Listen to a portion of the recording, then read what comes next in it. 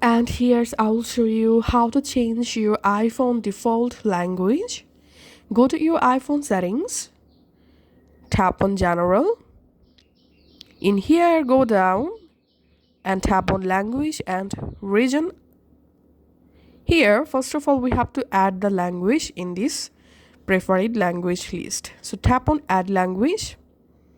And now from this language list, go ahead and select the language that you want to use. Let's select this language, for example. And here, tapping on Prefer the language. And after a few seconds, the language will apply to your iPhone. Here, as you can see, my iPhone default language has been successfully changed. So that's how you can actually do it. Thanks for watching.